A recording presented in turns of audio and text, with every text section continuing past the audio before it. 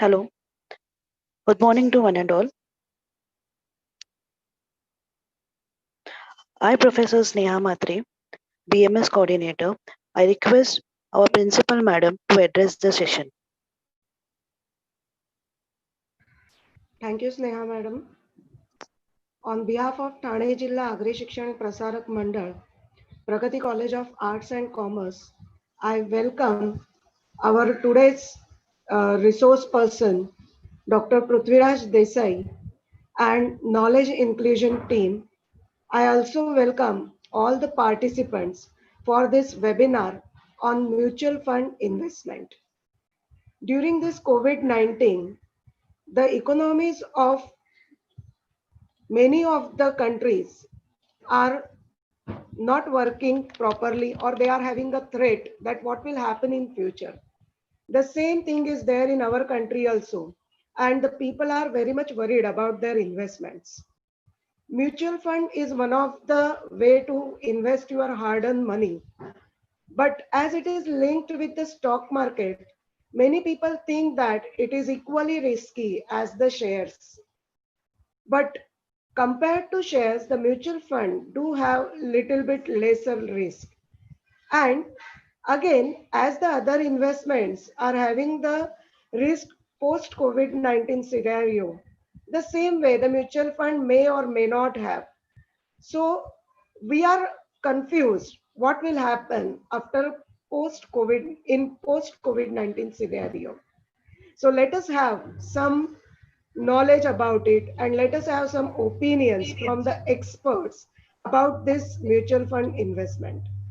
So I once again welcome all the participants, all the resource person, all my colleagues on behalf of college and myself, and I request the Sneha ma'am to continue further. Thank you, ma'am. Good morning to one and all. I, Professor Sneha Matre, BMS Coordinator, take this opportunity to introduce our today's speaker for the webinar Impact of COVID-19 on the Mutual Funds Investment. Dr. Prithviraj Desai. Talking about Sir's education qualification, he is MCom, MA Economics, PhD on the mutual funds. He is an academician, trainer, financial advisor, and life coach. He is associated with the financial market since 2004 as an investor. Since 2016, Sir is working as an independent financial advisor and the mutual fund distributor. He has conducted several seminars on financial wellness, basics of mutual funds, and he is also awarded as a best teacher and a trainer for spreading the financial literacy. It is really a great privilege to have you with us on this great day, sir. A very hearty welcome to you, sir. Now, I invite the sir to share his knowledge. Please, Dr. Prithviraj Desai, sir, over to you right now.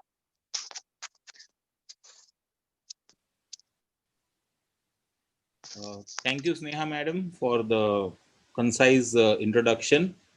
I would have loved if you would have added just one sentence to it, that sir is also just a teacher like me. Yes, sir. Okay, so we will start with today's session. At the onset, I would like to thank Principal Madam uh, for her inaugural speech, and also my friend uh, Professor Nitin Agarwal sir for giving me an opportunity to interact with such a wonderful audience.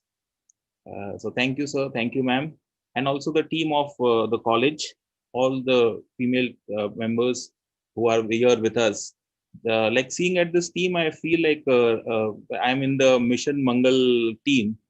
Like 2 दिन पहले मैंने movie देखा था mission मंगल, तो उसमें देखा था कि पूरा लेडीज टीम था, लेकिन उन्होंने मंगलयान को जो है मंगल तक पहुंचा दिया था। तो यहाँ पे भी देख रहा हूँ कि मेजोरिटी लेडी स्टाफ मेंबर्स हैं, और इन्होंने भी आज इस जूम के माध्यम, यूट्यूब के माध्यम से हमको आप तक पहुंचाने की कोशिश की है, और मिशन सक्सेसफुल है। सो आने वाला 1 घंटा हम लोग बात करेंगे म्यूचुअल फंड्स के बारे में।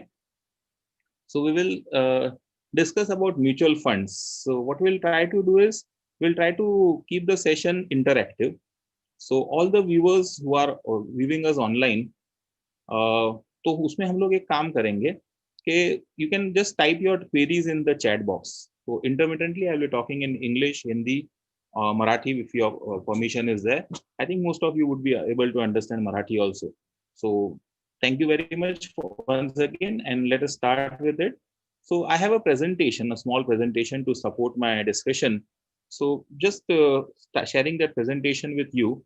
So any queries, please feel free to type it in the chat box, and we will revert to your queries, right?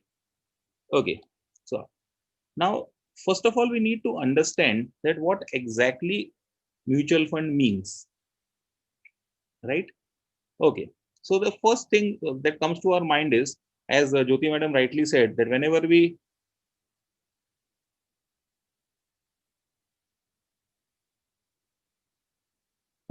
talk about the mutual funds, we always think that it is a risky investment. I agree that that is a belief, but after today's session, I hope that that belief would be changed. Okay. So now the first thing that comes to our mind is how and when and where to invest money.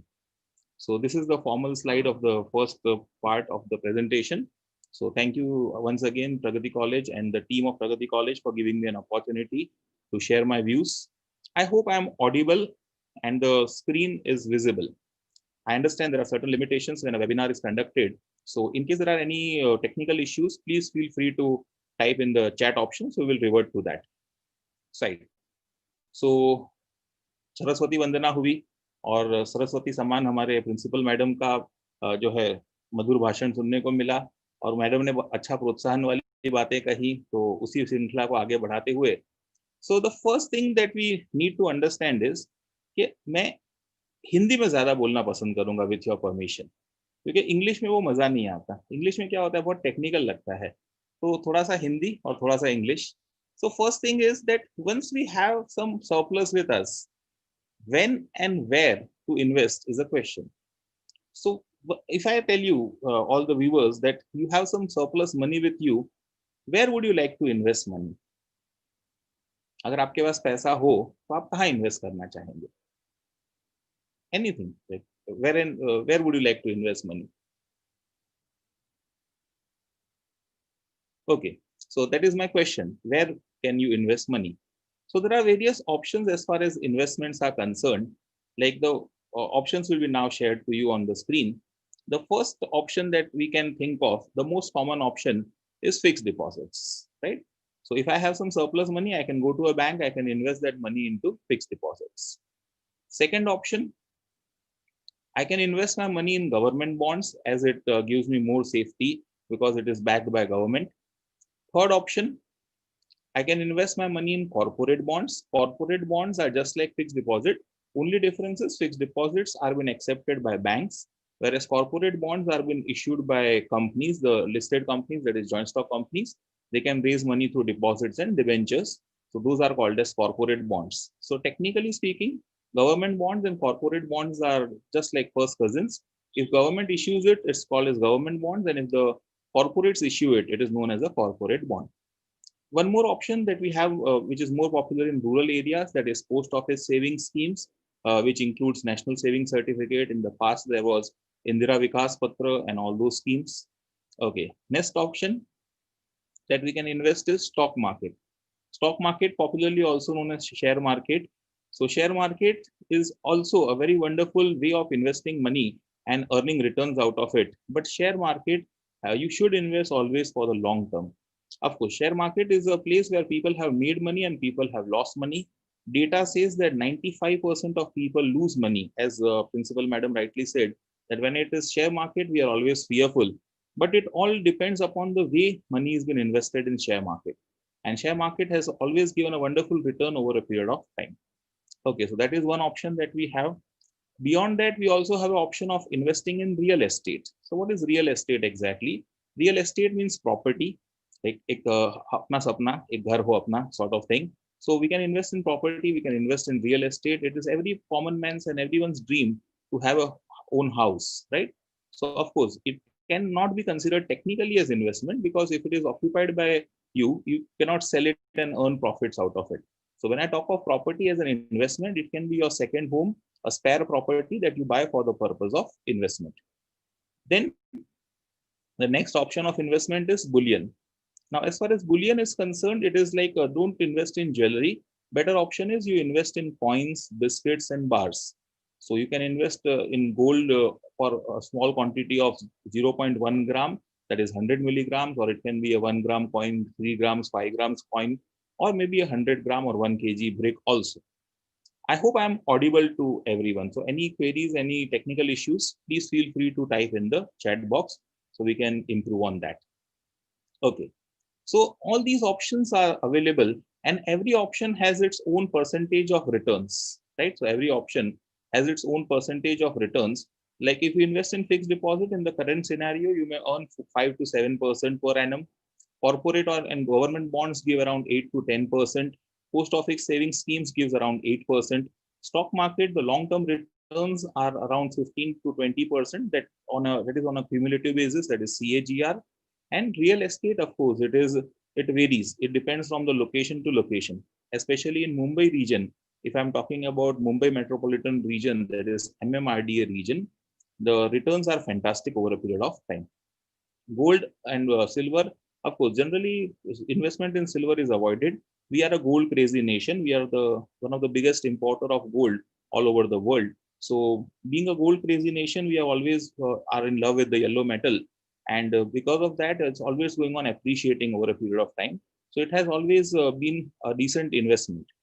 So if you don't wish to invest in any of this asset class in particular, you can have a mix of it. And the mix of it is in the form of a very simple way, that is you can invest in mutual funds, right? So this is what I had to say about the ways you can invest. So in today's session, I have planned the session in such a way that I have divided the session into two parts. In the first part, we would be discussing about what are mutual funds, how to invest in mutual funds, just for my young audience who are not so aware about what are mutual funds. And in the second half of the session, we will discuss about the impact of COVID on mutual fund investment. So in the first part, we will discuss how we can invest in mutual funds and what are mutual funds. And in the second part, we will discuss the effect of it on mutual fund investment, the effect of COVID. So fine, this photograph is one of my favorites because it shows the purpose of mutual fund. So in that if you observe carefully, इसमें अगर आप देखेंगे तो एक बड़ी सी गाड़ी है और वो गाड़ी म्यूचुअल फंड है, राइट? और उस गाड़ी में जो पैसेंजर्स हैं, those are the investors like you and me who invest our hard-earned money into mutual funds with a view to earn profits. And there is a driver over there who is the fund manager. Now, the fund manager is the person who handles our money, right? So now we'll not make it very technical with the terminologies and everything, but there are around 44 mutual fund companies in India. So as on date, we have 44 mutual fund companies in India, and mutual fund companies are also known as asset management companies. In technical words, we call it as AMC. So AMC stands for asset management company. So asset management companies or mutual funds company, it means one and the same. So as on date in India, we have around 44 mutual fund companies, and all those 44 mutual fund companies collectively are offering around 2,500 plus schemes. So there are more than 2,500 schemes in across the mutual fund industry. There are 44 companies. There are more than 2 crore investors in this industry, and the industry has a total investment of more than 25 lakh crore rupees. So that is the background of the mutual fund industry, which I would like to share with you. I understand that in the recent times, because of the problem of COVID-19, the pandemic, this AMCs are suffering a bit because of the valuations going down. Their assets under management have also reduced a bit. But one statement that I would like to make over here, you can note it down, you can put it on wall, and you can refer it anytime. Correction is temporary and growth is permanent. When I use the term correction with reference to stock market, it means a reduction in the price. So correction is temporary and growth is permanent. That is the golden rule of the markets. So please always keep this rule in mind, that correction is temporary and growth is permanent. Fine. So what exactly does a mutual fund company do? Mutual fund company is allowed by the government to raise money from the public, from the investors, from individuals, and they invest it in various schemes with a particular target, with a particular intention, right? So with this, I go to the next slide. And in that, we have written about the basics of mutual fund. There are no copyrights for this session. You have all the liberty to copy down data from it. If you are viewing it from your mobile phones or something, you can also take screenshots.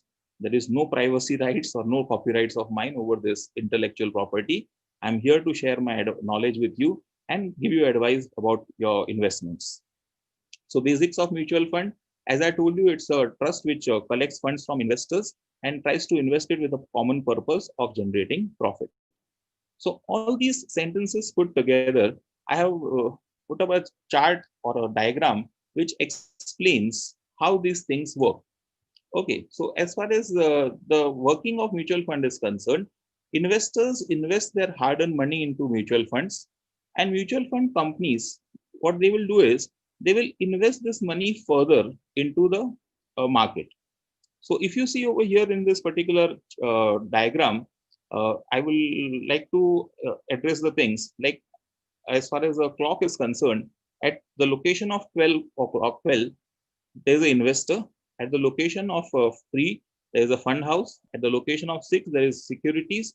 And at the location of 9, there is returns. तो जहां घड़ी में 12 बजते हैं वहां पे investor का एक फोटोग्राफ है, जहां पे 3 बजते हैं घड़ी पे वहां पे फंड हाउस है, और फिर 6 बजते हैं वहां पे सिक्योरिटीज है, और 9 बजते हैं वहां पे रिटर्न्स है. So this is just to explain you the position, and I will then tell you how does it work. So an investor who has some surplus money can invest this money into the fund house. Mutual fund company आप बोलिए उसको, उसको आप asset management company बोलिए, या उसको आप fund house बोलिए, it means one and the same. So investor will pool his money into the fund house. Fund house has different schemes. For every scheme, they have a dedicated team of manager and a team entire working under him. So these managers will invest this money into securities based on the common financial goal. Like principal madam rightly said that जहाँ mutual funds की बात आती है तो हम लोग थोड़ा डर जाते हैं ये सोच के कि साहब ये तो रिस्की है, ये तो शेयर्स है. I would like to clarify that all mutual fund investments are not done into shares. There are mutual funds who invest into debt market also. So broadly speaking, there are two categories of mutual funds. One is a debt mutual fund and the other one is equity mutual funds. We'll come to that in due course of time. So आप हमेशा ये नहीं सोचना कि जो आप mutual fund में invest करते हो वो शेयर में ही जा रहा है. It can go into the debt market also. Okay, so then we have this securities been investment been done in securities and returns been generated out of it. So the driver of the bus who is driving this bus is supposed to make you reach at the destination. So you as an investor are traveling, that means you are starting a journey of investment with the intent to earn profit or returns. The fund manager as a professional driver will drive the bus in the right direction with the right speed, and at the right time he will see to it that you reach your destination of generating returns out of it. Right? So in between also, if you have any queries, please feel free to type it in the chat box. We'll revert to that. So I hope this basic structure of mutual fund is clear to you. Okay, then proceeding further, why mutual funds? सवाल ये आता है कि क्यों मैं mutual funds में invest करूं? See, when you invest in mutual funds, जब आप म्यूचुअल फंड्स में इन्वेस्ट करते हो, सबसे पहले आता है professional management. So mutual funds are professionally managed by qualified fund managers. They have a research team. They study the macro details, the micro details. They study the business situations and then they invest. दूसरा है transparency. सब हिसाब किताब mutual fund का आपको रोज का रोज मिल जाता है. On a daily basis, you get your accounts. That means your positions. Every day, at the end of the way, mutual fund companies are supposed to publish their NAV. अब दो बातें इसमें मैं थोड़ी सी आपको समझा दूं.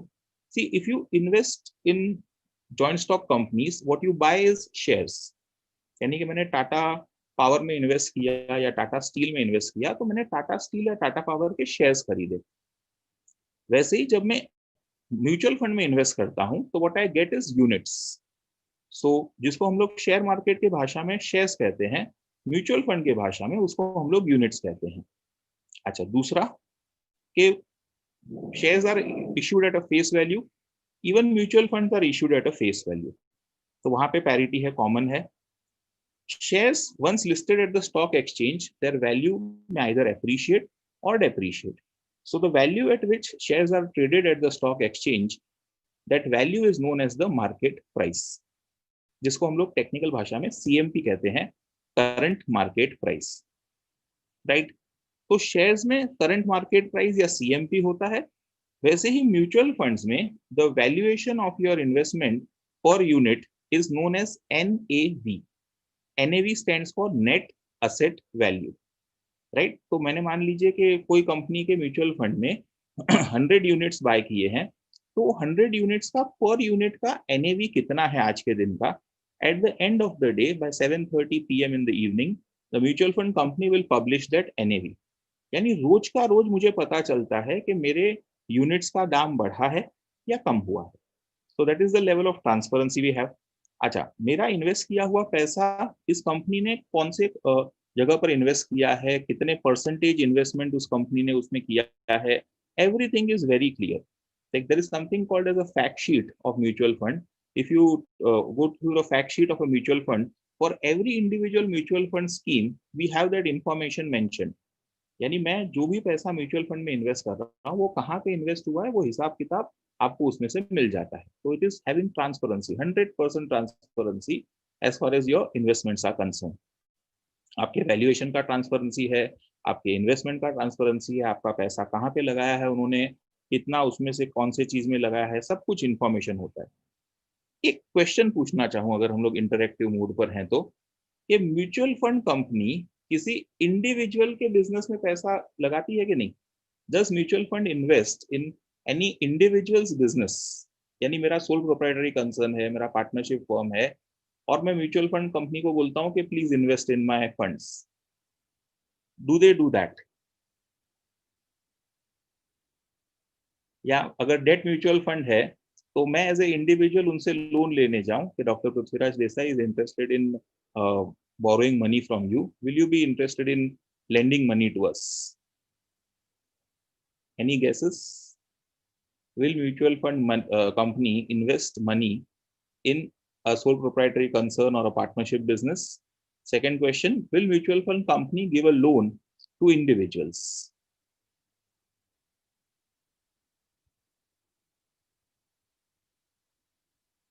No. Answer is no. Mutual fund companies would invest only in shares and securities of listed companies, will give loans to listed companies, or exceptionally to the government or to the RBI also, right? So they give loans only to institutions and they invest only in institutions. They don't give loans to individuals. They don't invest in businesses of individuals, right? So ये है transparency. अच्छा, liquidity की बात करें तो mutual fund में काफी अच्छा लिक्विडिटी आपको मिल जाता है। You can invest money anytime, and anytime if you wish, you can withdraw your money in 2 days to 5 days time.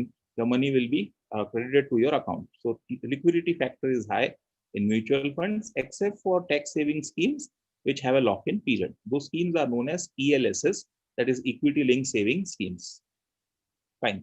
Convenience सब, आज जब पेंडेमिक भी चल रहा है, हम बाकी कुछ इन्वेस्टमेंट ना कर पाए, बट घर बैठे हम लोग म्यूचुअल फंड में इन्वेस्ट तो जरूर कर सकते हैं। So it gives you opportunity to invest online also, through a app, through a digital platform, through a website. Small ticket size. Now what do you mean by the word ticket size? The minimum amount that you need to invest is known as the ticket size. So mutual fund investments, to your surprise, start with a minimum value of 100 rupees, and exceptionally in some schemes you can even invest 1 rupee. 1 रुपया से लेकर 100 रुपए से भी आप minimum investment शुरू कर सकते हो। सो स्मॉल टिकट साइज है। Diversification. What is diversification? When you invest money in a particular scheme, let us से कि मैंने अपना SBI के इक्विटी फंड में इन्वेस्ट किया, तो वो जो मैंने पैसा पे इन्वेस्ट किया है, that money will be diversified। मतलब वो जो पैसा है, यानी मैंने SBI इक्विटी फंड में पैसा इन्वेस्ट किया है, तो ऐसा नहीं होगा कि the entire money is invested in only one company। ऐसा नहीं कि वो मेरे पूरे पैसे से वो लोग ने सिर्फ रिलायंस के शेयर्स खरीदे, सिर्फ टाटा के शेयर्स खरीदे, no, right? They invest in various companies shares, right? So that is how they do it. तो ये एक फायदा होता है कि डाइवर्सिफिकेशन है, राइट? तो डाइवर्सिफिकेशन का एडवांटेज क्या होता है कि डूबेगा पैसा तो भी एक कंपनी में डूबेगा ना, सब में तो नहीं डूबेगा।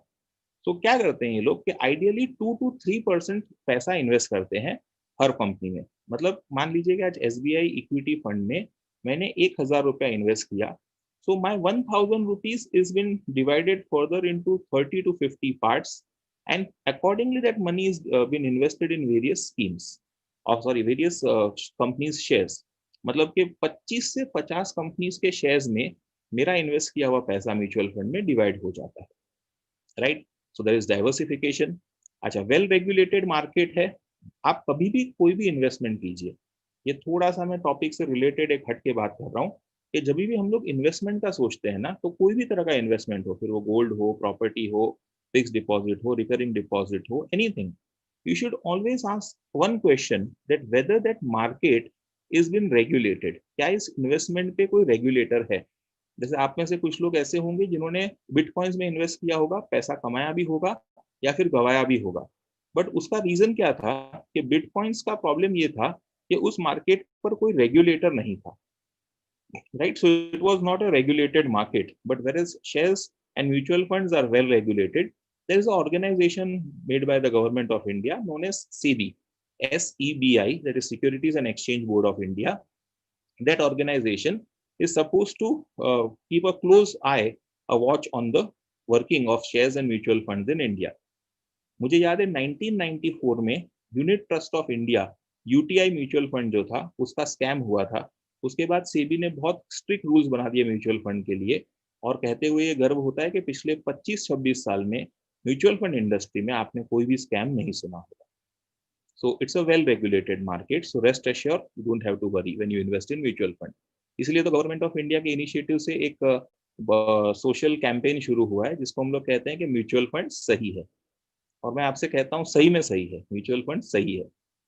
अच्छा, next part is it has a low cost. When you invest in mutual funds, it's a collective investment, तो आपका बहुत लो कॉस्ट पे काम हो जाता है। मतलब आपका जो ऑपरेटिंग चार्जेस है वो बहुत कम होता है। थोड़ा सा टेक्निकल बात समझाओ मेरे एकेडमिशियन मित्रों के लिए, बहुत सारे लोग उसमें से जानते भी होंगे, and I know that I am talking to a very diverse audience, जहाँ पे एचओडीज से, प्रिंसिपल्स से लेकर सब्जेक्ट एक्सपर्ट से लेकर बैच कोऑर्डिनेटर्स भी हैं, और मेरे यंग बच्चे भी हैं जो कॉलेज गोइंग स्टूडेंट्स हैं। तो हर सेगमेंट को मैं थोड़ा सा अपने बातों से खुश करने की कोशिश करूं। तो लो कॉस्ट में क्या होता है कि there is something called as TER, that is total expense ratio. तो that total expense ratio, India में जो म्यूचुअल फंड इंडस्ट्री है, we are the second cheapest in the world. मतलब as far as cost are concern, हम लोग 2.25% के limit पर चलते हैं। इसका मतलब क्या होता है? आप बोलोगे ये समझ में नहीं आया। साहब सिंपल है, मैं 100 रुपया अगर इन्वेस्ट करता हूँ म्यूचुअल फंड कंपनी में, तो उस 100 रुपए को मैनेज करने का पूरे साल का खर्चा, आई रिपीट पूरे साल का खर्चा, एनुअल खर्चा जो है, वो हम लोग को सिर्फ ₹2.25 आता है एट द मोस्ट, बराबर, यानी ₹2.25। ठीक है, तो ₹2.25 साल का मुझे सिर्फ कॉस्ट बेयर करना है, और वो कॉस्ट बेयर करने के बाद भी ये हो सकता है कि हम लोग रिटर्न जनरेट करें, और रिटर्न जनरेट होता है, राइट। सो सिंपल बात है, यस और नो। तो मजा ये है साहब कि लो कॉस्ट पे हम लोग ऑपरेट कर लेते हैं, that is the advantage of the industry, right. तो लो कॉस्ट है। So I hope it is clear to you that why mutual funds. अब शायद आपके मन में भी ये बात आई होगी कि हाँ म्यूचुअल फंड सही है, इट सही है, okay. Then we go further to the next part of the presentation. तो उसमें how do I make money from a mutual fund. आप बोलोगे साहब मैं इन्वेस्ट करने, चलो आपकी बात सुन के तैयार भी हो गया, बट मैं म्यूचुअल फंड से पैसा बनाऊंगा कैसे? साहब म्यूचुअल फंड से पैसा दो तरीके से बन सकता है। एक जिसको हम लोग कहते हैं कैपिटल एप्रिसिएशन, और दूसरा जिसको हम लोग कहते हैं इनकम डिस्ट्रीब्यूशन। अब ये क्या होता है, आप स्लाइड्स पढ़े नहीं पढ़े that's okay, just as a decorum I have put up the slides, but वही स्लाइड में जो लिखा है वही बातें मैं समझा भी रहा हूँ, और आपको डाउट्स पूछने का भी पूरा मौका दे रहा हूँ। सो द आइडिया इज कि मान लीजिए कि आज मैं अर्निंग पर्सन हूँ, कमा रहा हूँ, और अभी तो मेरे खर्चे चल रहे हैं, बट बुढ़ापे का बंदोबस्त सबको करना है, राइट।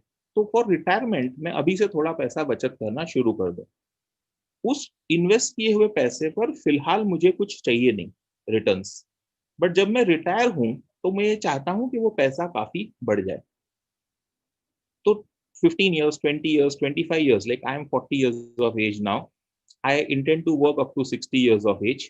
तो आने वाले 20 साल में मैं अपने लिए एक बढ़िया सा रकम जमा कर लूं, ताकि 60 साल की उम्र में मैं आराम से जी सकूं। फिर जो यंग जनरेशन का एक गाना है, मुझे भी पसंद है, कि हफ्ते में 4 शनिवार होने चाहिए। 4 नहीं साहब, 60 साल की उम्र में ये उम्मीद रखता हूं मैं कि हफ्ते में 6 शनिवार हो। तो आप बोलोगे सर फिर एक दिन क्यों छोड़ दिया? एक दिन इसलिए छोड़ दिया क्योंकि एक दिन तो हिसाब किताब भी करना पड़ेगा ना, राइट? ओके, तो ये है कि कैपिटल एप्रिसिएशन की जरूरत पड़ती है। So because of capital appreciation मतलब क्या होगा कि लॉन्ग टर्म में मेरा पैसा ग्रो होगा। और आप रिकॉर्ड्स उठाकर देख लीजिए कि म्यूचुअल फंड इंडस्ट्री में 20 साल तक जिन्होंने सब्र रखा है, तो वो सब्र रखने की वजह से उनका इन्वेस्ट किया हुआ पैसा तकरीबन 100 गुना भी हुआ है। 80 to 100 टाइम्स हुआ है पैसा 20 साल में। और 20 साल में पैसा 20 गुना होना, 50 गुना होना, 100 गुना होना, ये बहुत कॉमन है in the mutual fund industry. दो बातें याद रखनी है म्यूचुअल फंड इंडस्ट्री में: श्रद्धा रख, सबूरी कर। मेरा आराध्य जो है साईनाथ, उनका भी ये स्लोगन है। आपको मैं अपना रिलीजियस फेथ आप पर नहीं थोप रहा हूँ, बट उनके दो सूत्र अगर आप समझे कि श्रद्धा रख, सबूरी कर, means have faith in your investment and have patience when you invest. जैसे एक बहुत फेमस पर्सन है वॉरेन बफेट साहब, उनका एक स्टेटमेंट है, he is one of the biggest investors of the world. थोड़ा वक्त मिला तो आज उनके बारे में बात करूंगा। उन्होंने कहा था कि इन्वेस्टमेंट में प्रॉफिट जनरेशन और growth should be a boring activity. मतलब आपको कंटाला आना चाहिए, अरे यार ये क्यों नहीं बढ़ रहा है मेरा पैसा। हाँ, लेकिन जब बढ़ना शुरू हो ना, तो फिर आपकी आंखें चार हो जाए कि अरे इतना बढ़ गया। So that is how it is. तो capital appreciation is one of the purpose कि मेरा पैसा जो मैंने इन्वेस्ट किया है वो आने वाले 10-20 साल में इतना ग्रो हो जाए कि वो पैसा फिर मेरे रिटायरमेंट के लिए काम आए, या फिर हो सकता है कि मेरे बच्चों की शादी के लिए, बड़ा घर खरीदने के लिए। It can be for any reason. See, for every dream we should have an investment, simple. दूसरा है इनकम जनरेशन। मान लीजिए कि आज मेरे पास बहुत पैसा है और मैं रिटायर होने का सोच रहा हूँ, तो मेरा जो इन्वेस्टमेंट है वो म्यूचुअल फंड में अगर है तो it can give me regular income in the form of dividend. तो उस डिविडेंड इनकम से भी मेरा खर्चा निकल सकता है। Like I am in the 13th year of my married life, and 13 years ago when I got married, I promised my wife कि 20 साल बाद, मतलब 28 साल की उम्र में मेरी शादी हुई, मैंने उसको बोला 20 साल बाद मतलब कि 2028 का जब साल आएगा तब मैं रिटायर हो जाऊंगा एंड हम लोग फुल टाइम एंजॉय करेंगे लाइफ, और जो मन में आएगा वो करेंगे। तो उसने बोला कैसे?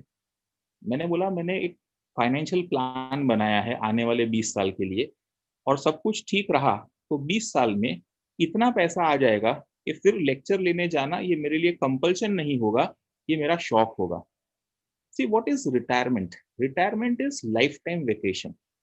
मतलब जब आप अपने आप के लिए life time holidays, life time vacations create कर सकते हो ना, दैट इज फाइनेंशियल फ्रीडम, और that is the phase when you are ready for retirement. और जो मेरे यंग फ्रेंड्स मुझे सुन रहे हैं उनके लिए बता दूं, maybe you are in the age group of 16 to 20, साहब आपके लिए तो सिर्फ 20 साल हैं। मतलब हमारा जो जनरेशन है, तो 60 was the age of retirement, but now 40 is the new 60।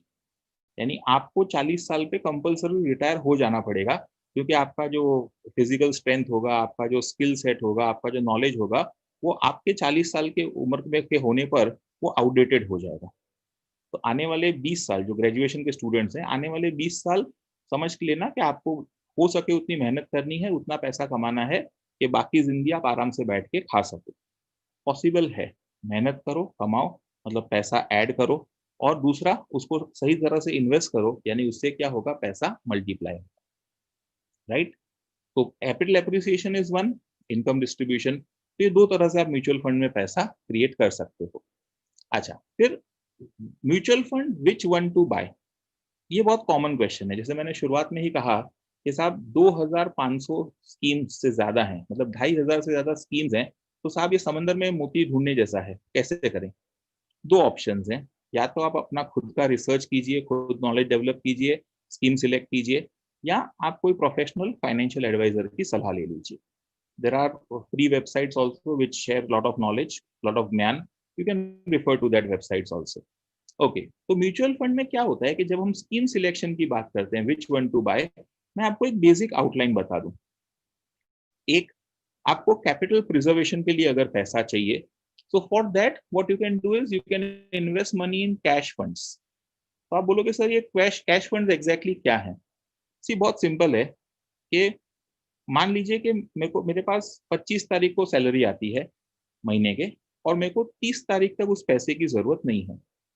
तो 25, 26, 27, 28 4 दिन है मेरे पास, वो पैसा मेरे सेविंग्स अकाउंट में पड़ा रहेगा।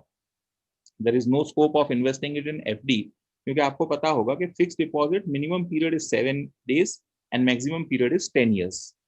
तो मैं बैंक को जाके कहता हूँ कि साहब मुझे एफडी करनी है, तो बैंक वाला कहता है नहीं साहब, मिनिमम 7 दिन के लिए अगर दे रहे हो पैसा तो ही हम लोग एफडी करेंगे, बराबर। सो that is how it is.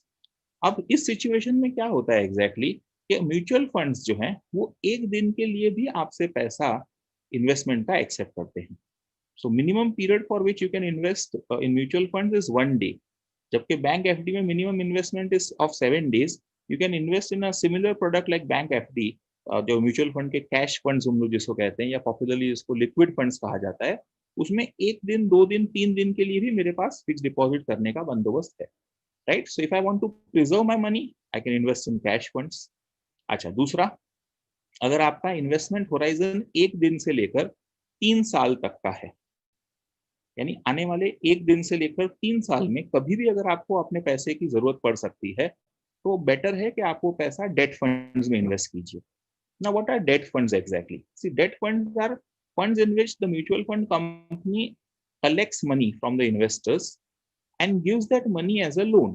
मैंने कहा इंडिविजुअल्स को लोन नहीं देंगे ये लोग लोन्स देंगे कॉर्पोरेट्स को, राइट। तो वो एक सेफ्टी उनकी बढ़ जाती है। तो होता क्या है कि ये ब्याज पे दिया हुआ पैसा है, तो इसमें आपको इनकम होगी ब्याज से, right. So debt funds are good for a time horizon of 1 year to 3 years। मान लीजिए कि आपका इन्वेस्टमेंट होराइजन उससे ज्यादा है, लंबा है, आपको 5 साल 7 साल 10 15 20 साल के लिए इन्वेस्ट करना है, मतलब बच्चों के हायर एजुकेशन के लिए, बच्चों की शादी के लिए, फ्यूचर में बड़ा घर खरीदने के लिए, खुद के रिटायरमेंट के लिए, गाड़ी खरीदनी है 5-10 साल के बाद, तो for that you can invest in equity funds. So I hope this 3 categories are clear to you. अगर 2-4 दिन के लिए पैसा इन्वेस्ट करना है, कैश फंड्स। 1 दिन से लेके 3 साल तक के लिए पैसा इन्वेस्ट करना है, देन डेट फंड्स। और अगर आपको ज्यादा वक्त के लिए पैसा इन्वेस्ट करना है 5-7 साल के लिए, तो इक्विटी फंड्स। अब सिंपल आपको मैं, जैसे डोंबिवली से बहुत सारे लोग यहाँ जुड़े हुए हैं, तो अगर डोंबिवली से मुझे कल्याण जाना है तो I need not wait for a fast train, I can go by a slow train, right. लेकिन अगर मेरे को डोंबिवली से सीएसटी जाना है तो I should prefer a fast train. मतलब अगर लंबी जर्नी है तो फास्ट होनी चाहिए। तो वैसे ही अगर मुझे अपने रिटायरमेंट के लिए 15-20 साल में पैसा जमा करना है, तो मैं फिर डेट फंड में या कैश फंड में इन्वेस्ट नहीं करूंगा, I will invest in equity fund. लेकिन 1-2 साल में मेरी बेटे की शादी है और उसके लिए मैंने पैसा बचत करके रखा है, तो फिर वो मैं इक्विटी फंड्स में नहीं इन्वेस्ट करूंगा, I will invest that in debt funds. I hope I am able to communicate and I am very audible and clear, right. Okay, तो ये एक आउटलाइन मैंने आपको दिया कि पैसा कहाँ पे आप इन्वेस्ट कर सकते हो। अच्छा, उसके बाद नेक्स्ट पार्ट में हम लोग जाते हैं म्यूचुअल फंड के कैटेगरीज पे। तो ये जो स्लाइड है ये थोड़ा सा आपको जूम करके देखना पड़ेगा, क्योंकि बहुत सारा इंफॉर्मेशन मैंने एक ही स्लाइड में डाला है। तो it is the new categories, मतलब म्यूचुअल फंड का 2 साल पहले स्कीम्स में चेंज हुआ था। तो उसमें broadly speaking it was divided into 5 categories, जो आप टॉप लाइन में देख रहे हो ब्लू कलर में, कि equity mutual funds, date mutual funds, hybrid funds, solution oriented funds and other funds. अब इसमें वापस सब डिवीजन है। मान लीजिए कि आपको 5-7 साल 10 साल के लिए पैसा इन्वेस्ट करना है, you can go for equity funds, okay. तो उसमें 10 कैटेगरीज हैं। डेट फंड्स में अगर आप इन्वेस्ट करना चाहते हैं, मतलब अपना 1 दिन से लेके 3 साल तक के लिए, तो उसमें 16 कैटेगरीज हैं। There are 16 categories in debt mutual funds. फिर हाइब्रिड फंड्स, तो योर क्वेश्चन माइट बी कि what are hybrid funds. Hybrid funds are a mix of debt funds and equity funds. तो डेट और इक्विटी फंड्स का जो fusion है उसको हम लोग कहते हैं हाइब्रिड फंड्स, ओके। तो okay, there is a question which has come up, I will take that also. हाँ, तो होता ये है इसमें साहब कि ये हाइब्रिड फंड्स जो है दैट इज अ फ्यूजन। उसमें 30 to 35%, ओके, 30 to 35% जो है वो आपका डेट में इन्वेस्ट होता है, और 60 to 65% जो है आपका वो इक्विटी में इन्वेस्ट होता है। ओके, तो होता ये है साहब कि ये दोनों का फ्यूजन है। मतलब आपको 3 से लेके 5 साल के लिए अगर पैसा इन्वेस्ट करना है, you can invest in hybrid funds. Then there are solution oriented funds, मतलब चाइल्ड प्लान है, रिटायरमेंट सोल्यूशन प्लान है। अच्छा, फिर अदर्स हैं जिसमें आपका इंडेक्स फंड्स हैं, सेक्टोरल फंड्स हैं। आपको ये तो एक पूरा 6 घंटे का मॉड्यूल है जिसमें हम लोग पूरा डिटेल्स डिस्कस कर सकते हैं। तो कभी मौका मिला तो आपसे फिर रूबरू होने का मौका मिला तो जरूर इस पे भी हम लोग बात करेंगे। तो this is in a nutshell about different types of mutual fund schemes. देखिए साहब, आपको जैसे जर्नी करनी है तो आपको सही ट्रेन पकड़ना जरूरी है। वैसे अगर आपको पैसा बनाना है म्यूचुअल फंड में से, तो सही स्कीम में इन्वेस्ट करना जरूरी है, बराबर। तो म्यूचुअल फंड सही है, ये बात आप मान के चलो। और दूसरा है कि लॉक इन जो होता है, कभी कभी क्या होता है कि आपको टैक्स सेविंग के लिए अगर इन्वेस्ट करना है, तो म्यूचुअल फंड्स में एक कैटेगरी है ELSS, that is equity link saving scheme, जो आपको 3 साल का लॉकिंग पीरियड है, और उसमें आपको 80C का जो बेनिफिट्स है टैक्स का वो मिल जाएगा, राइट। तो आप PPF में अगर पैसा इन्वेस्ट करोगे तो 15 साल का लॉक इन पीरियड है, और अगर ELSS में पैसा इन्वेस्ट करोगे तो आपके लिए 3 साल का लॉक इन पीरियड है, right. Okay, so this was about the categories of mutual funds. Then moving further, in the next slide, we'll try to discuss about asset allocation. अब आज थोड़ा सा वक्त की पाबंदी है तो मैं इस पे थोड़ा बेसिक टच पॉइंट करूंगा। इसका मतलब ये होता है कि मैं कितना पैसा डेट में इन्वेस्ट करूं, कितना इक्विटी में इन्वेस्ट करूं, इसका जो डिवीजन है that is called as asset allocation. अब हाल के दिनों में बहुत लोगों को डर लगा और बहुत लोगों ने पैसा गंवाया ये सोचकर पैसा निकाल दिया म्यूचुअल फंड में से। साहब, मैं म्यूचुअल फंड डिस्ट्रीब्यूटर हूँ, इन्वेस्टर को एडवाइस करता हूँ। 100 जितने क्लाइंट्स हैं मेरे पास, कहते हुए गर्व होता है कि मेरे एक भी क्लाइंट ने रिडेम्पशन नहीं किया, म्यूचुअल फंड सेल नहीं किए। रीजन ये था कि जब उनका इन्वेस्टमेंट हमने करवाया तो we had done proper goal planning, GOAL, goal planning, मतलब उद्देश्य के साथ इन्वेस्ट किया था, राइट। और उसके हिसाब से हम लोग ने क्या किया था कि उसको एसेट एलोकेशन भी कर दिया था, राइट।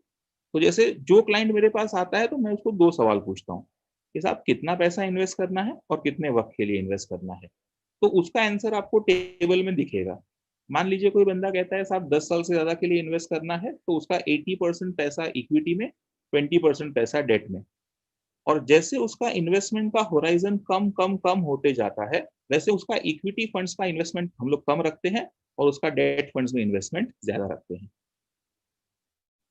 आज के लेक्चर के माध्यम से जितने भी पार्टिसिपेंट्स हैं, इनसे कहना चाहता हूं कि आपका अगर कोई इन्वेस्टमेंट पोर्टफोलियो है और उस पर अगर आपको सेकंड ओपिनियन चाहिए, you can surely contact me. I will review your portfolios and I will just give my opinion. जो भी थोड़ा बहुत ज्ञान मैंने जमा किया है इस इंडस्ट्री में रहकर, I can share my views with you, right. So it's open offer for everyone. You can share your portfolios and you can get a second opinion on that. तो ये तो आपको समझ में आ गया कि 1 साल से कम के लिए इन्वेस्ट करना है, मेरा पूरा पैसा कैश फंड में होना चाहिए।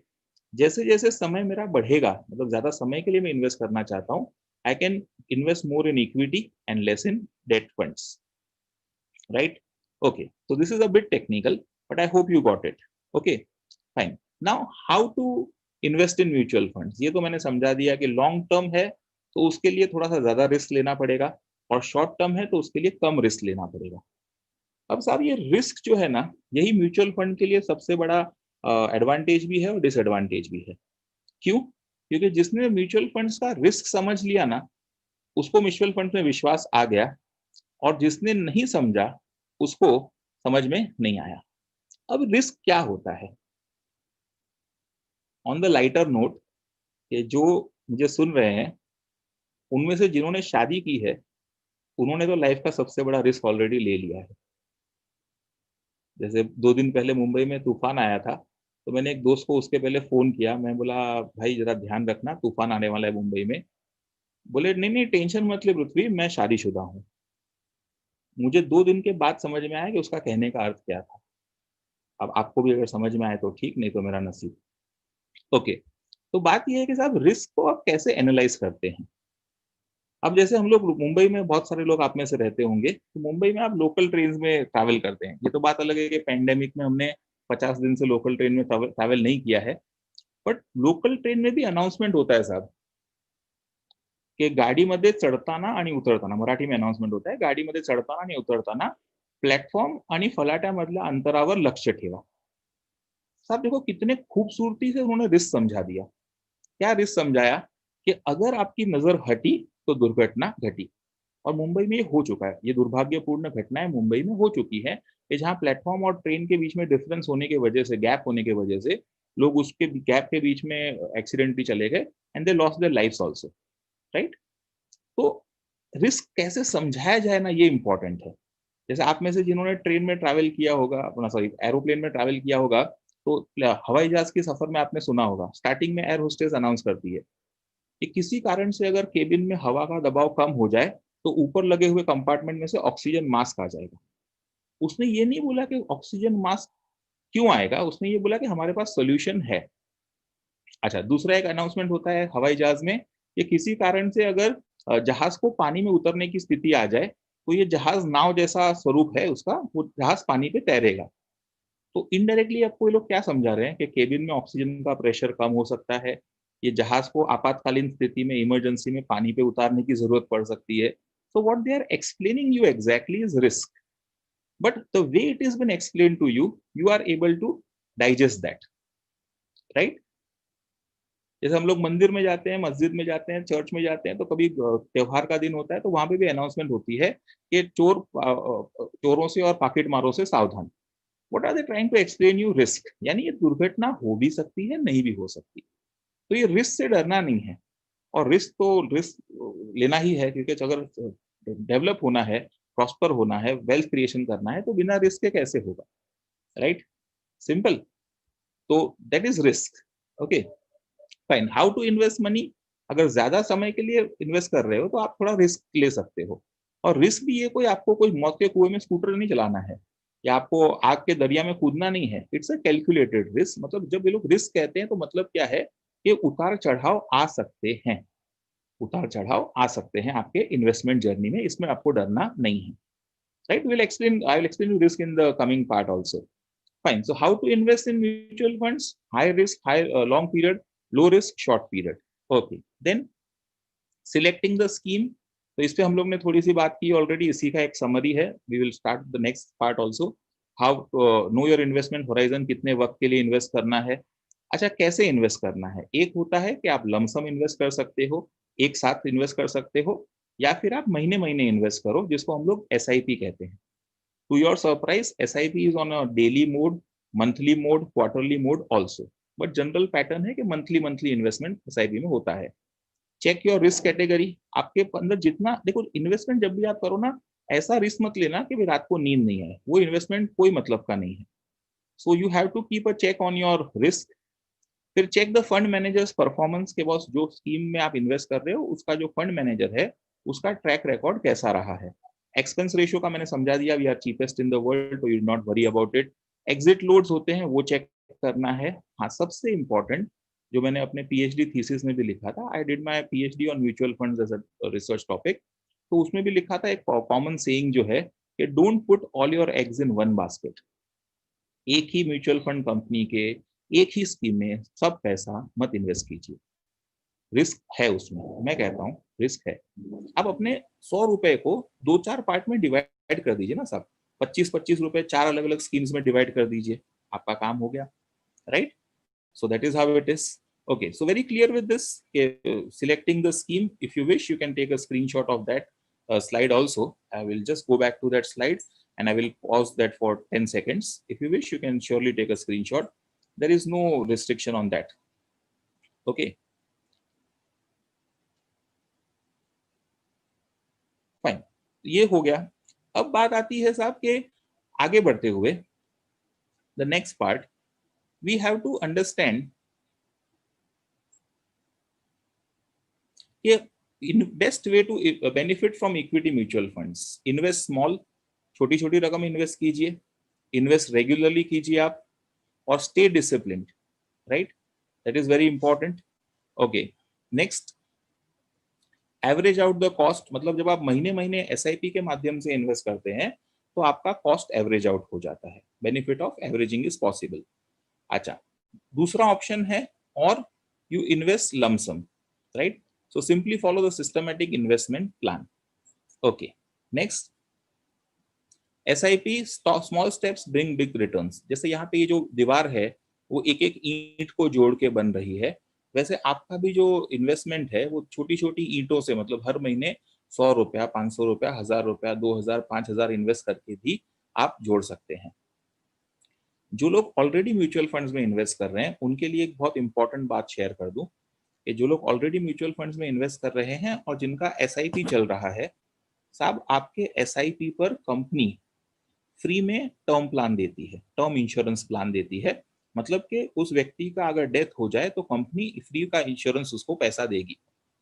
मतलब मान लीजिए कि मैं 10,000 रुपए का मंथली एसआईपी करता हूँ, तो पहले साल में मेरा रिस्क कवर होता है 1 लाख का, मतलब 10 टाइम्स. सेकेंड ईयर में ये रिस्क कवर होता है 30 टाइम्स, यानी 10,000 multiplied by 30, that is 3 lakh. और तीसरे साल में जब मैं कंटिन्यू करता हूँ एसआईपी, तो मेरा रिस्क कवर 100 to 120 टाइम्स हो जाता है. मतलब 10 से 12 लाख रुपए का मेरा फ्री में टर्म प्लान है. 5 कंपनियां हैं, चाहे तो आप नाम भी नोट डाउन कर लीजिए. Axis mutual fund, Aditya Birla mutual fund, जिसका पुराना नाम रिलायंस था, नया नाम निपॉन है, right? And ICICI mutual fund, and there is one PGIM mutual funds. So PGIM is a small fund. I don't recommend that generally. It's my personal view. It may not be your view. But Axis, Aditya Birla, ICICI और Nippon. Nippon यानी पुराना Reliance, नया Nippon. All these 4 mutual fund companies offer free term plan to investors in SIPs. So if you are having investment in those SIPs, you can surely do that. So you can go back and you can check out your portfolio. आप अपने adviser को कह सकते हो कि मुझे वो insurance का बेनिफिट भी आप दिला दो. सिंपल प्रोसेस है, कोई कॉम्प्लिकेशन नहीं है उसमें.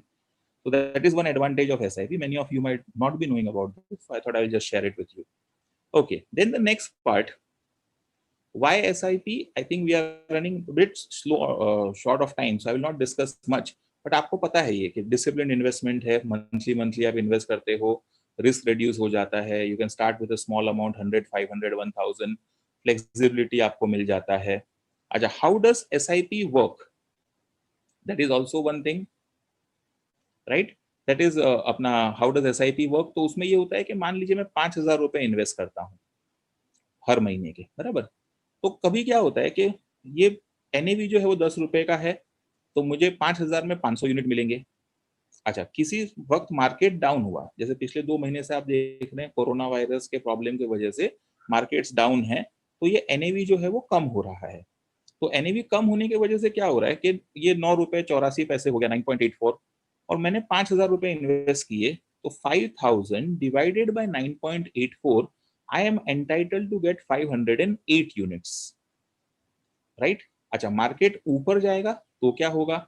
मान लीजिए कि 2-3 महीने में ये पेंडेमिक का प्रॉब्लम सॉल्व हो गया, सितंबर अक्टूबर से मार्केट में फिर से तेजी आ गई, तो ये होगा कि साहब मार्केट जब अप जाएगा तो आपका वैल्यूएशन जो है वो 10 रुपए 13 पैसे हो गया. मैं 5,000 इन्वेस्ट कर रहा हूँ, डिवाइडेड बाय 10.13, तो मेरे को 493 यूनिट्स मिलेगा. यानी मेरे 10,000 के इन्वेस्टमेंट पर एक महीने में मेरे को 508 यूनिट मिले, एक महीने में मेरे को 493 यूनिट्स मिले. ओके, तो मेरा एवरेज आउट हो गया ना. मतलब कभी मैंने सस्ते में खरीदा तो कभी मैंने महंगे में खरीदा. Simple, right? So this is how SIP works, and this is called as averaging of the cost, right? Okay, fine. I think everything is going on well. There are no questions yet. Means either सब कुछ समझ में आ रहा है या कुछ भी समझ में नहीं आ रहा है. I take it in a positive sense कि सब कुछ शायद आपको समझ में आ रहा है. Okay, then the next part is how do you make your investment decisions? कैसे करेंगे आप ये? देखो, हम लोग क्या सोचते हैं, जिसमें फटाफट पैसा मिले ना उसमें इन्वेस्ट करना है, so that is high return potential. फिर कि low but certain returns, that is prefer set specific asset class. यानी कि हम सोचते हैं भले कम पैसा मिले भाई, मैं तो फिक्स डिपॉजिट में इन्वेस्ट करूंगा. आज वक्त की थोड़ी पाबंदी है, वरना मैं आपको ये भी समझा देता कि फिक्स डिपॉजिट में लॉन्ग टर्म में आपको नुकसान है. ओके, तो मैं रियल एस्टेट में ही इन्वेस्ट करूंगा, मैं गोल्ड में ही इन्वेस्ट करूंगा, मैं स्टॉक्स में ही इन्वेस्ट करूंगा, या फिर मुझे टैक्स की बहुत चिंता है, मैं टैक्स सेविंग स्कीम में ही इन्वेस्ट करूंगा, या फिर मैं short term high profit assets में इन्वेस्ट करूंगा. साहब ये सब जो है ना, ये ऊपर लिख दिया हमने लूजिंग स्ट्रेटजीज है, इससे पैसा बनेगा नहीं, राइट, सिंपल। तो होता क्या है साहब कि ये जो सीन है कि लूजिंग स्ट्रेटजीज हैं ये सब, बराबर। ओके, अब विनिंग स्ट्रेटजीज आपसे शेयर कर दूं आज के दिन में। तो विनिंग स्ट्रेटजीज ये है कि इन्वेस्ट विथ एन ऑब्जेक्टिव, उद्देश्य से इन्वेस्ट कीजिए कि 15 साल बाद मेरी बेटी की शादी होने वाली है, तो मैं 5-5 हजार रुपए हर महीने बचत कर रहा हूँ उसके शादी के लिए। साहब ईद हो, दिवाली हो, कोरोना हो, पेंडेमिक हो, इंडिया पाकिस्तान का मैच हो, या इंडिया पाकिस्तान का वॉर हो, या चाइना में डोकलाम में प्रॉब्लम हो, मैं रुकूंगा नहीं, मैं निरंतर इन्वेस्ट करता ही रहूंगा, राइट। मार्केट के भाषा में ये सब न्यूज को हम लोग नॉइज कहते हैं। देखो आवाज तो बहुत होगी, शोर तो बहुत होगा, लेकिन हमको हमारे रास्ते चलते जाना है, simple. Then invest to diversify, मतलब अलग अलग एसेट्स में आप इन्वेस्ट कीजिए। Maximize tax savings with in the first condition, okay, so that is it. Then the next part is के invest profile, invest according to risk profile. मैंने कहा ना, आपको जो समझ में आए उतना इन्वेस्ट कीजिए। जैसे मैं कॉलेज में काम कर चुका हूँ, घाटकोपर का एचवी के तन्ना कॉलेज मेरा पहला वर्क प्लेस था। That was the place which give me the honour of working as a lecturer. शायद उसके कुछ टीचर्स आज हमारे साथ हैं भी इस सेशन में। सो वहां से जो दोस्ती शुरू हुई, तो 20 साल से हम लोग एक दूसरे के साथ दोस्ती निभा रहे हैं। That is also long term investment, okay. तो साहब ये होता है कि रिस्क प्रोफाइल। अब हम लोग पिकनिक जाते थे बच्चों के साथ, तो बच्चे जो हैं वो वाटर पार्क में 75 डिग्री 90 डिग्री स्लाइड में बैठते थे, लेकिन हम टीचर्स जो हैं हम लोग 45 डिग्री वाले ही स्लाइड में वाटर पार्क में बैठते थे। That is risk profile. मेरे को जितना बर्दाश्त हो रिस्क, उतना ही मैं लूंगा, उससे ज्यादा नहीं। जैसे मेरी जो नई नई सगाई हुई थी, उन दिनों मेरे पास टू व्हीलर था, तो मैं और श्रीमती जी टू व्हीलर पे बैठ के चले थे एक दिन, और हाईवे पे दो लड़के आए बाजू में बाइक लेकर। तो वो लोग ने हाथ छोड़ के बाइक चलाने का स्टंट किया। तो मेरे वाइफ ने मुझे पूछा कि कैन यू डू दिस। मैंने बोला मैं पागलपंथी करता नहीं हूं, दो हाथ मैं भी छोड़ सकता हूं, लेकिन फिर हाथ वापस हैंडल पे जाएगा या आप लोग सीधा ऊपर जाएंगे उसका गारंटी नहीं है। भाई जिसको जमता हो वो करे, बाकी रिस्क लेने का नहीं, right? So this profile has to be identified, and that is why you need expert guidance also at times, right? Then opportunist investors, okay, हाँ, what if I stop monthly installment? Okay, I will come to that, fine. तो ये हुआ कि opportunist investors है। तो क्या होता है opportunist investors, no asset preference। मतलब जैसे मेरा मारवाड़ी समाज से काफी अच्छा रिश्ता रहा है, मारवाड़ी समाज के मेरे पे काफी आशीर्वाद रहे हैं। तो उसमें ये होता है ना कि एक मारवाड़ी बच्चे को एक बार एक क्राउड में पूछा कि 15 लोग बैठे थे, और उस मारवाड़ी बच्चे को, छोटे से बच्चे को एक अंकल ने पूछा कि इसमें से जेठालाल कौन है। बात समझ में आ रही है? 15 बच्चे लोग बैठे थे, एक छोटे से बच्चे को एक अंकल ने पूछा, ये छोरा इधर आ। बोला हाँ अंकल, इसमें से जेठालाल कौन है। उस बच्चे का जवाब बहुत फैंटास्टिक था, मारे को जलेबी खिलावे सो जेठालाल। मतलब मेरे को जो जलेबी खिलाएगा ना इसमें से, मेरे लिए वही जेठालाल है। बहुत प्रैक्टिकल आंसर था साहब, और ये बच्चे की नादान बात अगर दिमाग में बैठ गई ना, तो ये आज का लेक्चर सफल हो जाएगा। क्यों साहब, मैं क्यों पकड़ के रखूं जिद, मैं गोल्ड में ही इन्वेस्ट करूंगा, मैं एफडी में ही इन्वेस्ट करूंगा, मैं रिकरिंग ही खोलूंगा। अरे साहब जहां प्रसाद बट रहा है वहां पे चले जाओ और ले लो यार। क्यों मुझे वो एसेट क्लास से प्यार करना है? साहब प्यार अपने बीवी से होता है, बच्चों से होता है, माँ बाप से होता है, परिवार से होता है। इन्वेस्टमेंट से प्यार करो, लेकिन उससे ये देखो कि आपको रिटर्न्स मिल रहा है कि नहीं, right? You have to think wisely also at times, right? So avoid opportunist investors and no asset preference. जहां पे तेजी है उधर इन्वेस्ट करना है, राइट? जैसे हम लोग ऑफलाइन लेक्चर्स लेते थे, आज सिचुएशन आ गई तो we have shifted to online ना boss. We have to change our priorities in life, that is how it is.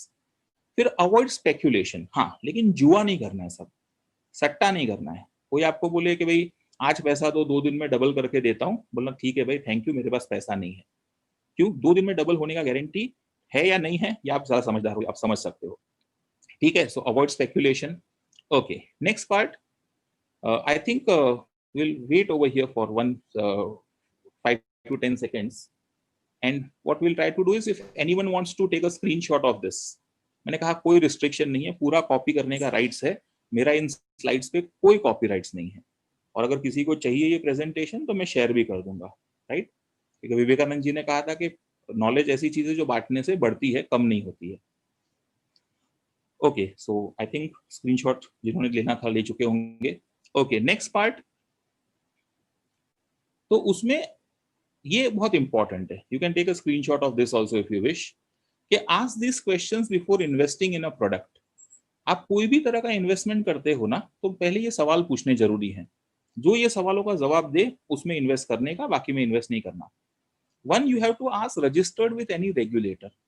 मतलब मैं प्रॉपर्टी में इन्वेस्ट करता हूं तो रेरा कानून है, मैं शेयर्स और म्यूचुअल फंड में इन्वेस्ट करता हूं तो सेबी है, मैं इन्वेस्टमेंट करता हूं अगर इंश्योरेंस में तो IRDA, that is insurance regulatory and development authority of India है।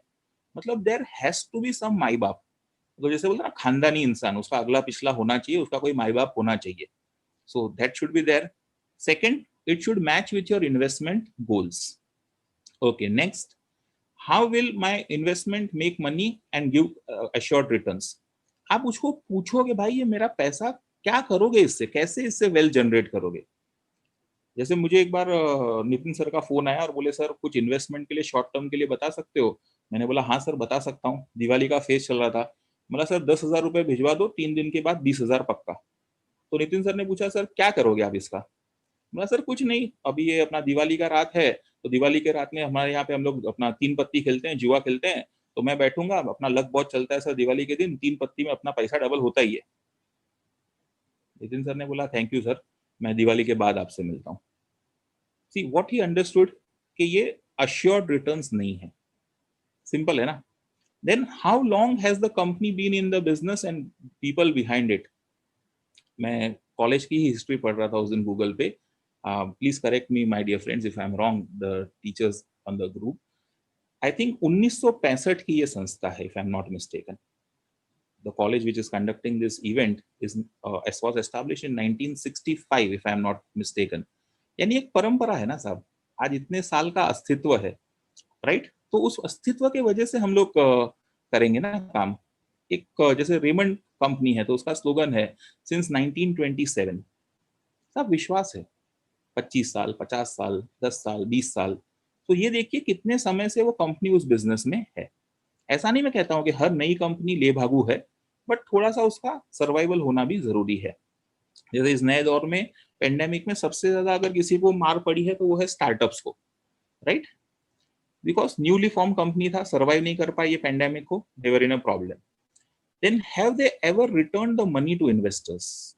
यानी पैसा उसमें लगाओ जो लोगों ने पैसे आपको वापस दिया है, right? So on a lighter side, nothing personal against anyone. तो जैसे माल्या, मोदी, चोकसी, ये सब सरनेम वाले लोग हो ना, जरा इनसे बच के रहना। जैसे Nirav Modi, Mehul Choksi, Vijay Mallya, on the lighter side, nothing personal about it, just to make the situation light. तो थोड़ा ये होता है ना साहब। और हाँ, इसका एक दूसरा असर भी है साहब, कभी हम कुछ गलत करते हैं ना तो हमारा सरनेम, हमारी कम्युनिटी, हमारी बिरादरी भी बदनाम हो जाती है।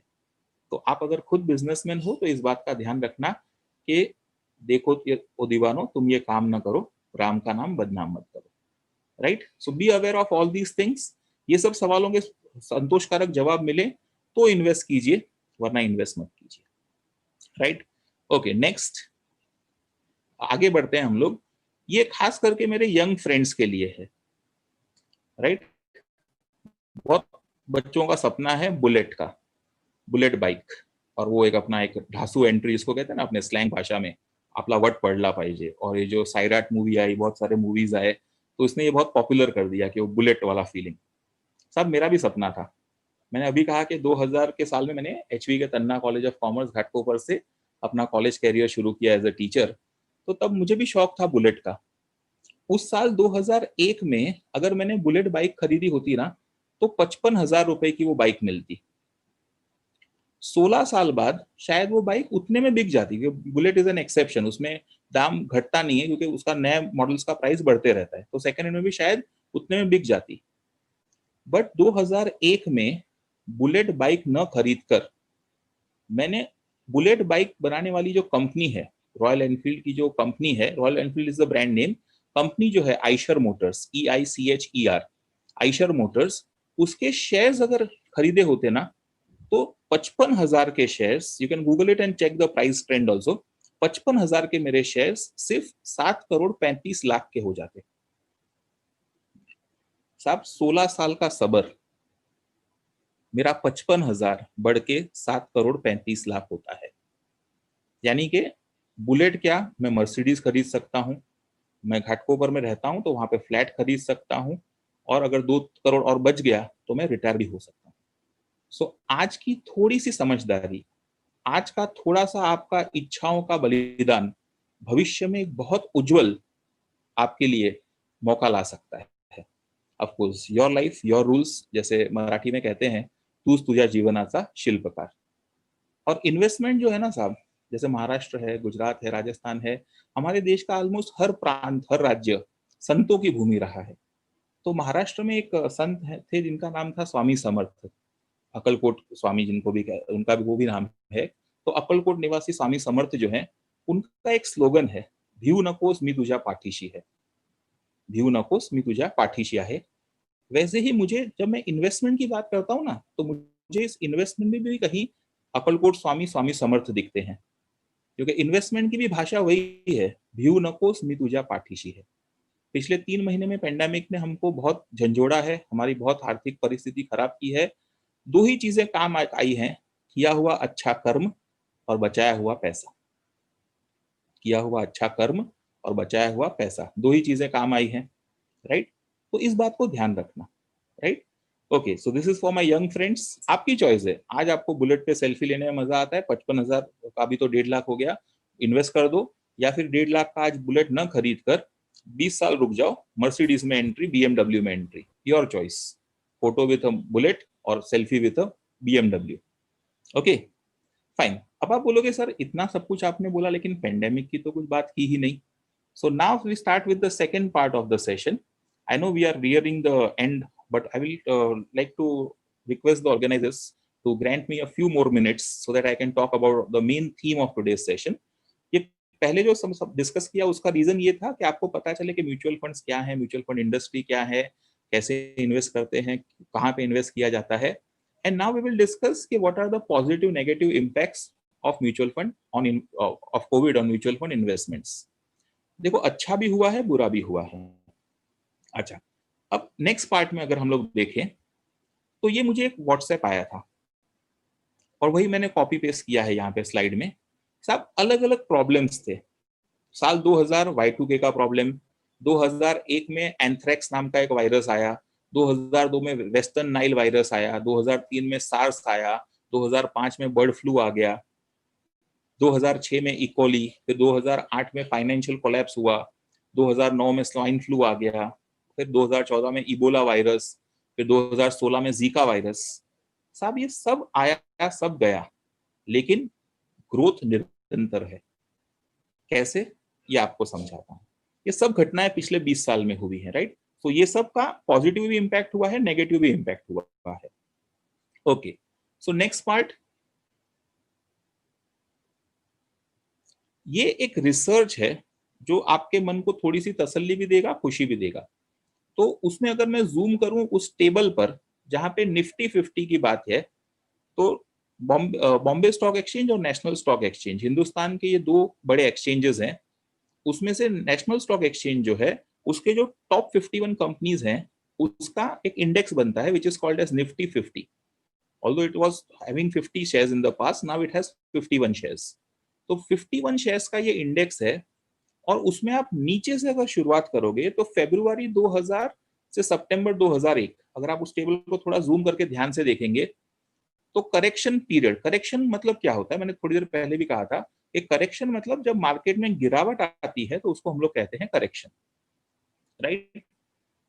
अब उसमें 2000 से 2001 के बीच में एक साल में 53% करेक्शन आया। मतलब क्या, अभी आप ये जो सुनेंगे कोविड के लिए बहुत इफेक्टिव है, आपका डर पूरा निकल जाएगा इन्वेस्टमेंट के बारे में कोविड के रेफरेंस में। So please be very what you can say careful when you are listening this. Any doubts? I've repeatedly told you, you can type it in the chat box. साहब 2000 से 2001 के बीच में market 53% गिरा, Nifty 50। यानी कि मेरा 100 रुपया कम होके 47 हो गया। मैंने अगर तभी बेच दिया होता तो 100 के बदले में 47 लेके निकलता मार्केट से। मतलब 100 रुपया इन्वेस्ट किया था, मैंने बोला हाय रे मेरी फूटी किस्मत, इधर यार शेअर्स में इन्वेस्ट किया, मराठीमध्ये सांगितलं तर कानाला खडा, हा उद्योग नको, बराबर। मैं निकल गया 47 रुपीज लेकर। साहब मैं गलत था। मैंने क्या किया कि 47 रुपीज तभी जो लॉस था ना, that was a notional loss, मतलब ऑन पेपर्स वैल्यूएशन कम हुआ था। ये परमानेंट लॉस कब बनेगा? अगर ये मैंने बेच दिए शेयर्स तो, बराबर। I hope I am able to communicate. यानी 100 रुपए का मेरा इन्वेस्टमेंट फरवरी 2000 में, उसमें गिरावट आई 53% की, यानी मेरा इन्वेस्टमेंट 100 रुपए से कम होके 47 हो गया। तो साहब अब 47 में बेच के मैं निकल गया तो मैंने 53 रुपीज का लॉस बुक कर लिया ना, that is my permanent loss, बराबर। इसको हम लोग बोलते हैं रियलाइज्ड लॉस। और अगर मैं ऐसे ही उसको रहने दूं इन्वेस्टमेंट को, तो that is called as my notional loss. We will share a video with you also on notional and realised losses, so you will be able to understand that better. Okay, लेकिन मैंने श्रद्धा रखा, सबूरी किया, तो एक साल में रुका, और एक साल में साहब वो 13% बढ़ा, यानी 13 रुपए बढ़ गया। दूसरे साल में 67 रुपए बढ़ा, यानी कि अगर आप देखो तो मेरा लॉस कवर हो गया ना 2 साल में। This is the most important thing of the session. अभी तक जो था वो तो वार्म अप था, एक बेस बनाया मैंने। अब ये मेरे गर्म लोहे पर मैं हथौड़ा मार रहा हूं, और ये उम्मीद रखता हूं कि आज का ये सेशन सार्थक हो और मेरा हथौड़ा सही जगह पर जाके चोट मारे। 100 रुपए कम होके 47 हो गए, मैंने बेच दिया, 53 रुपए का लॉस, रियलाइज लॉस। वो 47 रुपीज मैंने तब फिक्स डिपॉजिट में रखे होते, तब इंटरेस्ट रेट ज्यादा था, 10% जितना था, तो साहब वो मेरा पैसा डबल होने में 6-7 साल लग जाते, राइट। मतलब मेरा वापस 100 रुपए का प्रिंसिपल बनते बनते मेरा 5-7 साल वेस्ट हो जाता, मैं कहूंगा।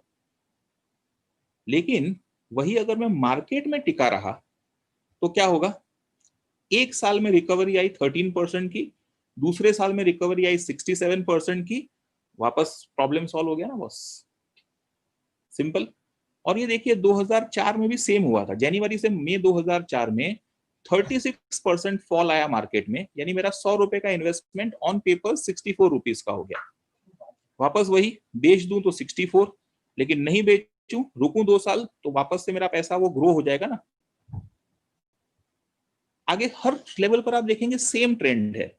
यानी साहब अभी अगर आपका इन्वेस्टमेंट है शेयर्स में, म्यूचुअल फंड्स में, और आपको सीरियसली बहुत जरूरत नहीं है पैसे की, एकदम डू और डाई सिचुएशन नहीं है, तो कोविड प्रॉब्लम के चलते पैनिक में आके मेहरबानी करके सेल मत कीजिए।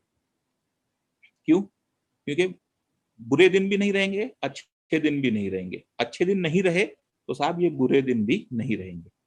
और जैसे ये पेंडेमिक का प्रॉब्लम 2-3 महीने में सॉल्व होने की उम्मीद रख रहे हैं हम लोग, जैसे ये सॉल्व हुआ ना, markets will bounce back, right. जैसे हम लोग अपना साइंस में एक नियम पढ़ते थे कि every action has equal and opposite reaction. तो एक्शन तो हो गया साहब, पेंडेमिक ने मार्केट को दबा दिया, अब रिएक्शन मार्केट करेगा, राइट, सिंपल। तो ये आप ध्यान रखिएगा। हर लेवल, 2008 में वैश्विक मंदी आई थी, 2008 was a year of international slowdown. साहब मेरा पोर्टफोलियो 65% से डाउन हो गया, यानी 100 रुपया मेरा 35 रुपया हो गया। मैंने बेच दिया, क्या किया? लाइफ टाइम का लॉस। साहब मैं एक साल रुकता तो वो 109% बढ़ गया, मतलब लगभग मेरा पैसा डबल हो जाता। दूसरे साल में 167% बढ़ा। So this is impact of COVID which we need to understand. जो मैं पहले शुरुआत में बोल चुका था कि correction is temporary, growth is permanent. साहब 1994 में शुरू हुआ निफ्टी इंडेक्स 100 रुपए का, आज भी इस परेशानी वाले मौसम में भी 9000 के ऊपर है। इसका अर्थ क्या होता है कि 25 साल में मेरा 100 रुपया बढ़ के 9000 हो गया, जो पैंडेमिक से पहले 12000 के लेवल तक पहुंच चुका था। 1979, आज से 41 साल पहले, जब बीएससी का इंडेक्स 100 रुपए से शुरू हुआ था, वो इंडेक्स आज 30,000 प्लस है। वही फरवरी 2020 में 40,000 तक पहुंच चुका था, राइट।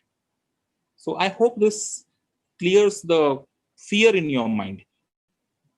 जैसे एक सवाल मुझे आया था अभी सेशन में कि sir what if I stop my SIP. ठीक है, पैसे की दिक्कत है, एसआईपी स्टॉप करना पड़े, स्टॉप कीजिए, बट इन्वेस्ट किया हुआ पैसा वैसे ही रहने दीजिए, वो ग्रो होगा. सब ऑफ सीजन सेल लगता है ना, सब लोग खरीदारी करने दौड़ते हैं, नाइक, एडिडास, रिबॉक, या फिर अपना गर्मियों में, गर्मी के बाद एसी का सेल लगेगा, सब लोग दौड़ेंगे लेने के लिए. बट ये शेयर मार्केट में आज शेयर सस्ते दाम से मिल रहे हैं, तो हम लोग उस सेल का फायदा क्यों नहीं उठाते? मुझे ये समझ में नहीं आता. 50% ऑफ, 30% ऑफ अगर कोई दुकान के बाहर लिखा है, हम न चाहते हुए भी नहीं चाहिए प्रोडक्ट तो भी जाकर लेते हैं ना. तो ये शेयर मार्केट मेरा आज मौका दे रहा है आपको, 35-40% डिस्काउंट पे शेयर्स मिल रहे हैं, क्यों नहीं खरीदना है? और साहब ये शेयर मार्केट से डरने की कोई बात नहीं है, हमारा पूरा जीवन शेयर मार्केट के आसपास है. आज सुबह में उठा, ब्रश करने गया, कोलगेट का ब्रश क्रीम यूज किया, listed at the stock exchange Colgate. चाय पिया, चाय में टाटा का पत्ती डाला हुआ था, Tata T, listed at the stock exchange. उस चाय में डुबाकर बिस्कुट खाया, बिस्कुट ब्रिटानिया का था, listed at the stock exchange. अभी जो आपसे बात कर रहा हूँ वो अपना ऑनलाइन बात कर रहा हूँ, वोडाफोन का नेटवर्क यूज कर रहा हूँ, again listed at the stock exchange. Session था, सुबह दाढ़ी बनाया तो जिलेट यूज किया, तो Gillette listed at the stock exchange. तो साहब स्टॉक मार्केट हमारे जीवन में कहाँ नहीं है? मैं मारुति की गाड़ी चलाता हूँ, राइट, या टाटा की गाड़ी चलाता हूँ, मैं अपना पिक्चर देखता हूँ, वो कंपनी का जो है प्रोडक्शन हाउस, वो भी कभी कभी स्टॉक मार्केट पर लिस्टेड होता है. तो कहाँ नहीं है मेरे जीवन में स्टॉक एक्सचेंज, ये बताइए मुझे. तो जब हम उस स्टॉक मार्केट के साथ जी सकते हैं तो उस पर विश्वास क्यों नहीं रख सकते? सवाल ये है. तो मानता हूं कि ये गिरावट ने हमको थोड़ा डराया है, बट डरना नहीं है, डट के मुकाबला करना है, टिके रहना है. Okay fine. Then the next part, अब ये बहुत इंपॉर्टेंट है. क्या होता है, इसको हम लोग कहते हैं बिहेवियरल गैप. बिहेवियरल गैप में क्या होता है एग्जैक्टली कि मैं रोज देखूं ना मार्केट को, तो रोज अप डाउन आते हैं. आप देखिए इस डायग्राम को मैंने दो पार्ट में डिवाइड किया है. ऊपर वाला जो हिस्सा है वो भी निफ्टी 50 का मूवमेंट है, नीचे वाला जो हिस्सा है वो भी निफ्टी 50 का मूवमेंट है. बट शॉर्ट टर्म में निफ्टी 50 को अगर मैं रोज ऑब्जर्व करूंगा, रोज ऊपर नीचे, तो जैसे उसका लाइन ऊपर नीचे जाएगा ना, मेरा हार्ट बीट भी ऊपर नीचे जाएगा. तो 15 साल में क्या होगा, पैसा बने नहीं बने, मैं हार्ट प्रॉब्लम जरूर कर लूंगा अपने आप के लिए. तो आप बोलोगे सर मतलब क्या शेयर मार्केट में इन्वेस्ट नहीं करने का, म्यूचुअल फंड में इन्वेस्ट नहीं करने का? नहीं करने का, बट रोज उसको चेक नहीं करने का. Simple.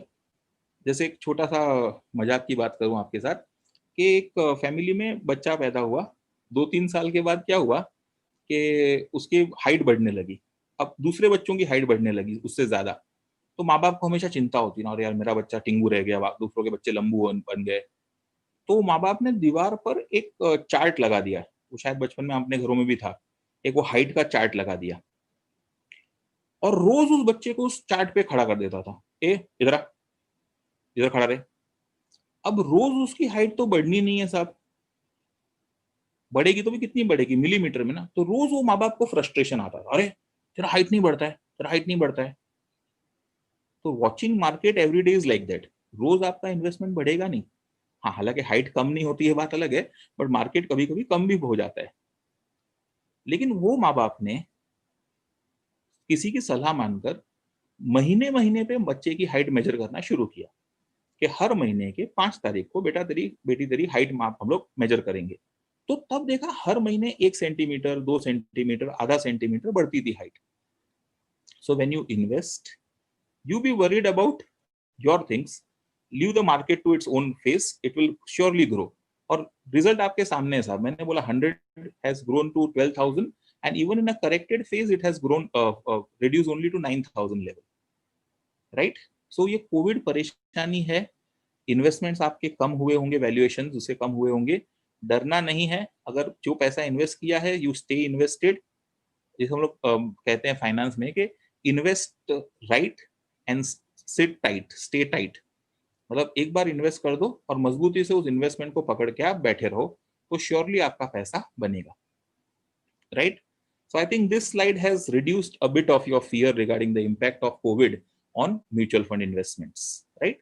Okay, we go to the next slide now. हाँ, ये जो वोट कोविड हीट मैप है, इसको भी अगर आप जूम करके देखेंगे ना, तो जब से ये कोविड पैंडेमिक आया है तो मार्केट में अलग अलग सेक्टर्स होते हैं। अब ये थोड़ा मैं 1-2 मिनट इस पे लेना चाहूंगा। Of course we are nearing the end of the presentation. I think within 5 to 7 minutes I should be done. Okay, तो साहब ये हीट मैप है, मतलब कि कौन से बिजनेसेस पे इसका ज्यादा असर हुआ है और कौन से बिजनेसेस पे इसका कम असर हुआ है। Right, so that is what it is. Okay, अच्छा, अब थोड़ा जिनको मालूमात ना हो उनके लिए कह दूं कि मार्केट में जो कंपनीज है ना, listed companies, they are divided into various sectors. मतलब कि जैसे ऑटोमोबाइल्स इज अ सेक्टर, तो उसमें टाटा मोटर्स, मारुति, राइट, ये सब कंपनीज आती हैं। उसमें फिर वापस ऑटोमोबाइल्स में सब डिवीजन है, मतलब टू व्हीलर बनाने वाली कंपनी जैसे बजाज है, हीरो है, होंडा है। फिर फोर व्हीलर्स बनाने वाली कंपनी टाटा है, मारुति है। फिर हैवी व्हीकल्स मतलब ट्रक्स बनाने वाली कंपनी जैसे अशोक लेलैंड है, राइट, या फिर अपना ट्रैक्टर बनाने वाली कंपनी महिंद्रा है। तो अगर ऐसे हम लोग सेक्टर्स की बात करें तो automobile is one sector, pharmaceuticals मतलब दवाइयां बनाने वाली company, that is one sector. फिर अपना iron and steel is one sector. Aviation मतलब अपना उड्डयन विभाग, वो एक सेक्टर है, बराबर, एयरलाइंस कंपनीज। तो ऐसे टोटल 22-25 सेक्टर्स हैं। अब ये डायग्राम आपको टेक्निकली ये समझाने की कोशिश कर रहा है कि आपका कौन से सेक्टर्स में अभी बिजनेस हो रहा है और कौन से सेक्टर्स में बिजनेस नहीं हो पा रहा है। जैसे उदाहरण के तौर पे आप देखें तो लेफ्ट हैंड साइड टॉप में एक लिखा हुआ है apparel, right, I hope you can see that, जो हेडिंग लिखा है ना, COVID induced economic disruption with disproportionate impact some industry sectors more than others. तो एपरल, एपरल मतलब क्या, कपड़ों का बिजनेस।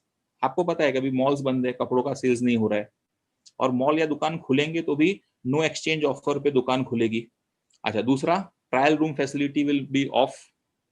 तो कपड़ों के बिजनेस पर असर होना है, यानी उसको हमने डाला है रेड फेज में। This has nothing to do with your red zone, green zone, orange zone ना बॉस, वो जोग्राफिकल अलग डिफिनेशन है।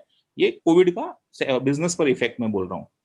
तो रेड कलर के जोन में हाई एक्सपोजर में ये आता है ना साहब। अच्छा, कुछ बिजनेस ऐसे हैं जैसे उसके नीचे देखिए ऑरेंज है, तो उसमें ब्रेवरेजेस है। ब्रेवरेजेस मतलब क्या, मिनरल वाटर, कोल्ड ड्रिंक, वो सब बनाने वाली कंपनी, राइट। अच्छा, राइट साइड में आप देखेंगे तो लो एक्सपोजर में कंस्ट्रक्शन मटेरियल है, फूड एंड रिटेल। सब फूड तो हम लोग रोज कंज्यूम कर रहे हैं ना, पार्ले का बिस्किट रोज मेरे घर पे हम लोग खा रहे हैं, ब्रिटानिया का बिस्किट खा रहे हैं, रस्क खा रहे हैं, टोस्ट खा रहे हैं। तो फूड इंडस्ट्री पे इतना असर नहीं हुआ क्योंकि उनका तो काम चल रहा है।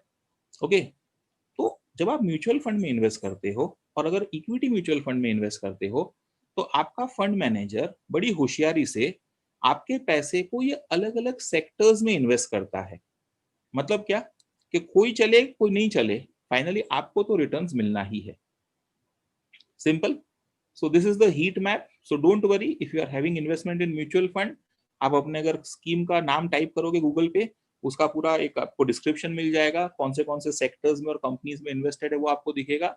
कोई कंपनीज का पोर्टफोलियो प्लस में है, किसी का माइनस में है, but overall your portfolio is balanced, right. So nothing to worry about COVID. मतलब कोविड बीमारी से लड़ना है साहब, लेकिन अपने इन्वेस्टमेंट से बेफिजूल का पंगा लेके मतलब नहीं है। Don't sell of if not needed. हाँ, अगर पैसे की बहुत जरूरत है तो आप सेल ऑफ कर दो, वरना आप सेल ऑफ मत करो। वही पूरा इन्वेस्टमेंट मत बेचो, जितनी पैसे की जरूरत है उतना ही विड्रॉ करो। मानता हूँ कि आपने महीने, 2 महीने, 3 महीने का इमरजेंसी कैश प्रोविजन रखा था, तो वो आपका खत्म हो गया क्योंकि पगार नहीं आ रही है, सब कुछ है। तो जो अभी आप क्या करोगे, गुल्लक तोड़ोगे, मतलब इन्वेस्टमेंट तोड़ोगे। तो पूरा पैसा क्यों निकालना है? मेरा 10 लाख का इन्वेस्टमेंट है, पूरा थोड़ी 10 लाख की आज जरूरत है। मेरे को एक महीने का खर्चा चलाने के लिए 50,000 की जरूरत है, तो पार्शियल रिडेम्पशन करूँ ना मैं, क्यों मैं पूरा पैसा निकाल लूँ भाई? और क्यों अपना, मैंने जो अभी समझाया कि नोशनल लॉस को परमानेंट लॉस में कवर कर दूं, right. Okay, so this is one slide that was very important that I wish to inform you about. Okay, then the next thing over there, ये एक छोटा सा वीडियो है 1 minute का। So I would like all of you to look at it very carefully.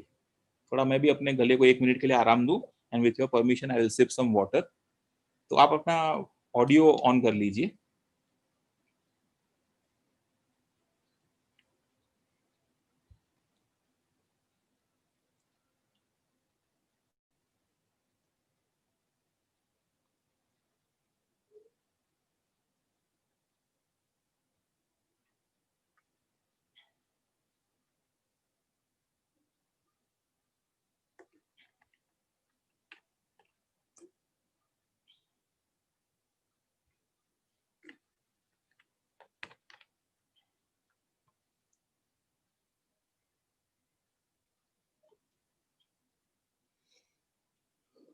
Okay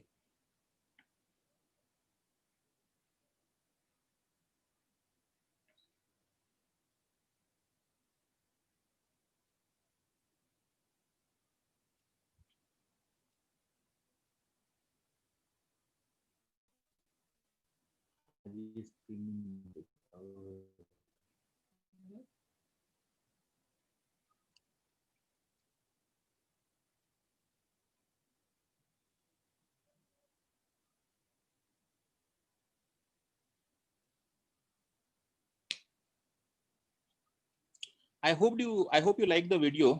और इसमें ये समझाया गया था कि कौन सा दिन अच्छा है, तो साहब हर दिन अच्छा है। आपको नहीं पता कौन से दिन मार्केट में तेजी आएगी।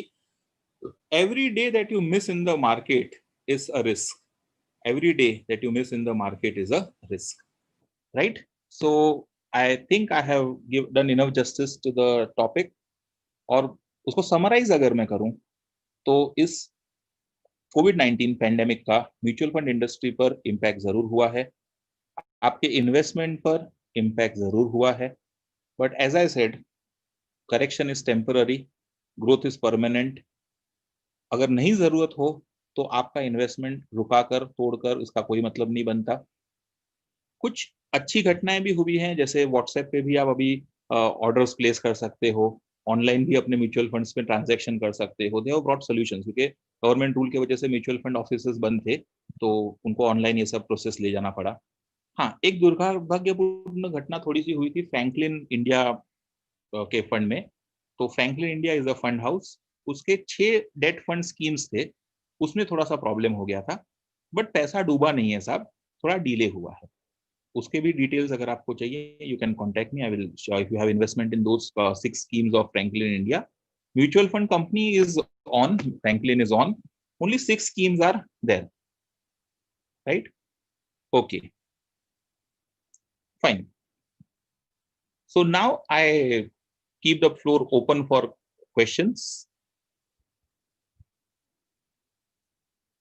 Any questions that you would like to ask? और जब तक आप क्वेश्चन सोचो और पोस्ट करो चैट में, तब तक मैं थोड़ा सा टाइम सेविंग एक्टिविटी करूं। Of course I am still open and available for questions. Okay, if there are no questions, we can proceed further. Okay, then the next part, yeah, this is what is something that I expect. Of course, जो senior लोग हैं वो सब तो ये करते ही हैं, but students के लिए खास है कि I will become a responsible citizen of India. ये मेरे विद्यार्थी मित्रों के लिए है कि मैं नो एंट्री में स्कूटर गाड़ी नहीं लेकर जाऊंगा, मैं 3 सीटर नहीं जाऊंगा 2 व्हीलर पे, राइट? मैं नो पार्किंग में गाड़ी नहीं खड़ी करूंगा, मैं सड़क पे कचरा नहीं करूंगा। और सबसे इम्पोर्टेंट साहब, मैं अपनी देश की बहन बेटी को निर्भय होकर जीने का मौका दूंगा, मैं उनको निर्भया बनने का मौका नहीं दूंगा, राइट? अच्छा, फिर proud to be an Indian, I hope everyone is proud to be an Indian. Okay, then next one is, yeah, special thanks to the entire team of Pragati College, principal madam, Mhatre madam, Hema madam, Preeti madam, Tarveen madam, और अगर किसी का नाम छूट गया हो तो I am really sorry for that. जो पूरा टीम वर्क था, ये हर एक शिक्षक ने, हर एक teaching non teaching staff member ने कॉलेज के काफी मेहनत की है इस पूरे प्रोग्राम को कंडक्ट करने में। So thank you very much. और हम मुझे बुलाया, मौका दिया बात करने का, उसके लिए आपका मैं आभारी हूँ। And also I would like to thank, जानता हूँ कि सर बुरा मानेंगे, but my very good friend professor Nitin Agarwal, the proprietor of Knowledge Inclusion, who is also a part of this event in organizing it. So thank you very much. आपने बुलाया, अच्छा लगा, शायद सभी को मेरी बातें भी पसंद आई होंगी। ओके, देन द ऑडियंस, आप सब ने जो इतना अच्छे से सुना और सराहा, तो thank you participants, all the best for your future.